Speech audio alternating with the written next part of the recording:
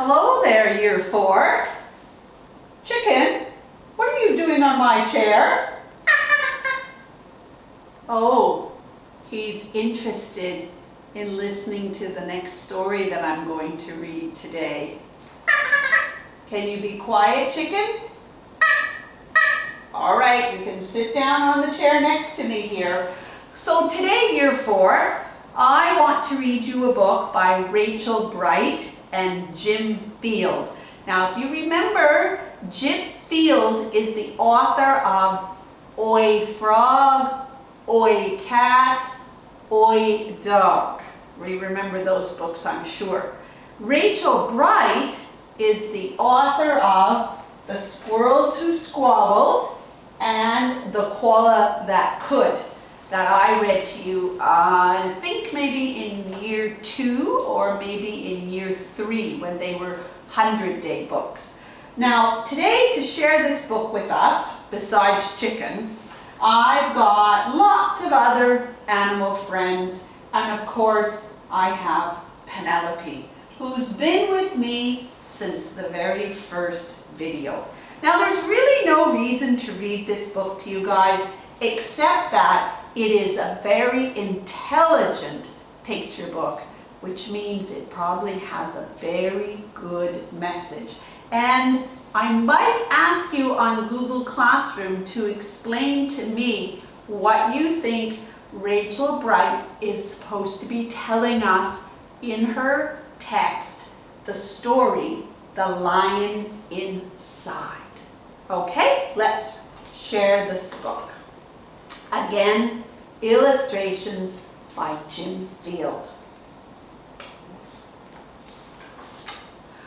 In a dry, dusty place where the sand sparkled gold stood a mighty flat rock, all craggy and old.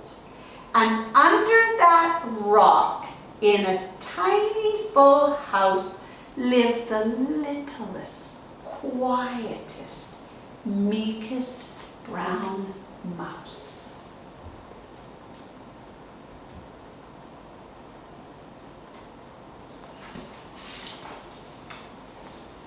He was so very tiny, so incredibly small, that no one noticed him ever at all. Here he is, down here.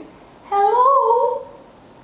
He got trod on, ow, and sat on, ouch, and missed out for stuff, ignored and forgotten. Yes, mouse life was tough.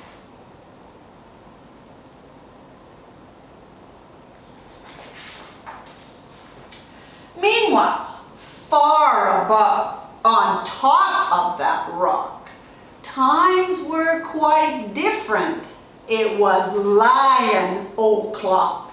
This huge toothed creature made sure everyone saw how important he was by how loud he could, you're right, roar.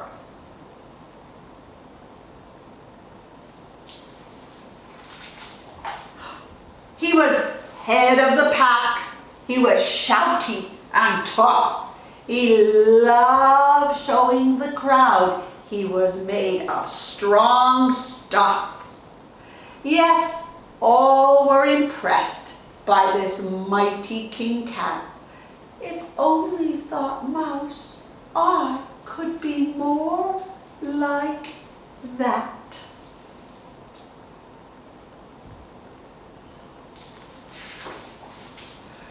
Then, late one night, in his Minnie Mouse bed, the cleverest thought popped into his head. He jumped from the covers, held up a paw. I got it, he said. What I need is a roar. I mean, what if this mouse with the weeniest squeak was a little more grrr and a a little less meek. Well, he'd still be the smallest of fuzzy brown mice, but he'd make friends and join in, and life would be nice.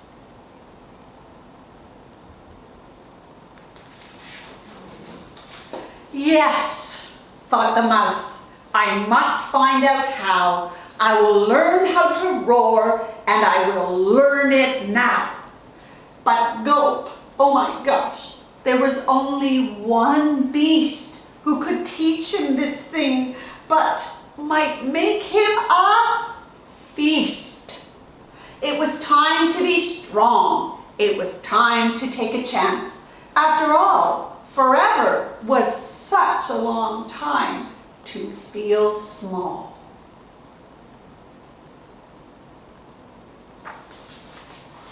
So he made himself brave and he thought like a winner. He set off for the top, hoping not to be dinner.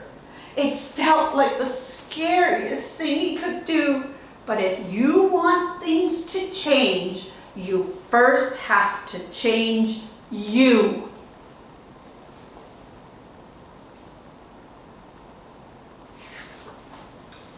The further he climbed, the closer he got to the slumbering lion reclining on top.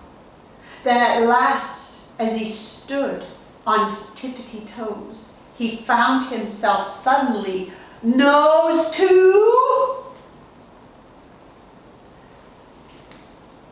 Is that what you're thinking?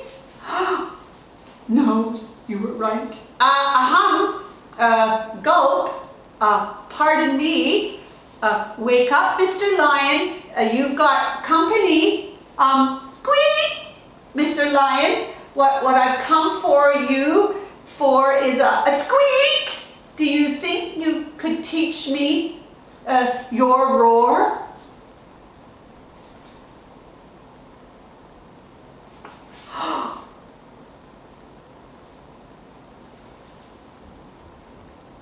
The lion doesn't look too impressed. A silence befell that twinkling plain as Lion opened his eyes and puffed out his mane. Time slowed right down. Why, it felt like a week. Then he opened his mouth and he let out an... Starts with a vowel because it's an an. Eek!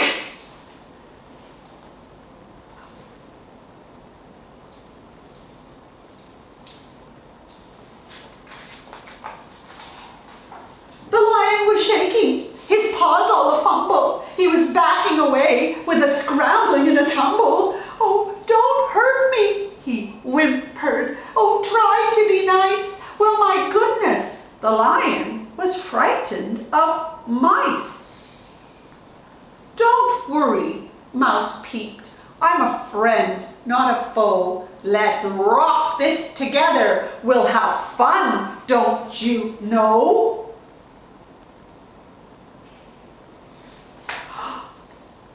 That was the magical moment for sure, when Mouse didn't feel at all small anymore.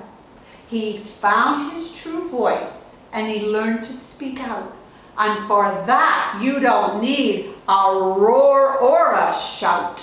And from that day and always, the two were a pair. They both liked that rock better, now that the rock was to share. The mouse, while still little, felt big in his head. And the lion, he still roared, but with laughter instead. I don't need to say that. You can get the message. Yes, that day they both learned that no matter your size, we all have a mouse and a lion inside. So you can see that this is an intelligent picture book, and I'm sure you can predict that I'm going to ask you, what does this mean, the lion inside? And what does it mean, we all have a mouse and a lion inside? All right, I hope you enjoyed that story. What did you think, chicken? Calm down. What did you think, chicken? That's much better. We don't need to make that sound. Is much better. Okay, guys, I hope you enjoyed that story as well. Till next time, be well and be good.